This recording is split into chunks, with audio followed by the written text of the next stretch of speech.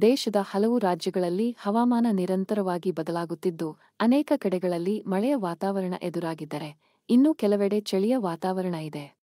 ಮತ್ತೆ ಕೆಲವೆಡೆ ಬಿರುಬಿಸಿಲು ಕಾಡುತ್ತಿದೆ. ದೇಶದ ಇಂದಿನ ಹವಾಮಾನ ವರದಿ ಹೀಗಿದೆ. ಕಳೆದ ಫೆಬ್ರವರಿ ತಿಂಗಳಲ್ಲೇ ರಾಜ್ಯದ ಜನತೆ ಬೇಸಿಗೆ ವಾತಾವರಣವನ್ನು ಅನುಭವಿಸಿದ್ದಾರೆ. ಮಾರ್ಚ್ನಲ್ಲಿ ಬಿಸಿಲದಗೆಯೂ ಹೆಚ್ಚಾಗುವ ಸಾಧ್ಯತೆ ಇದೆ. ಆದರೆ ಸುಡುವ ಬಿಸಿಲಿಗೆ ಮಳೆಯೂ ಸಾಥ್ ಕೊಡಲಿದೆ ಎಂದು ಹವಾಮಾನ ತಜ್ಞರು ಮುನ್ಸೂಚನೆಯನ್ನು ನೀಡಿದ್ದಾರೆ. ಮಾರ್ಚ್, ಏಪ್ರಿಲ್, ಮೇ ತಿಂಗಳಲ್ಲಿ ಬಿಸಿಲ ನಡುವೆಯೂ ಅಲ್ಲಲ್ಲಿ ಮಳೆಯೂ ಇರುತ್ತದೆ. ಭಾರೀ ಮಳೆಯಾಗುವ ಸಾಧ್ಯತೆ ಕಡಿಮೆ ಇದ್ದರೂ ಸಾಮಾನ್ಯ ಮಳೆಯಾಗುವ ನಿರೀಕ್ಷೆ ಇದೆ ಎನ್ನಲಾಗಿದೆ.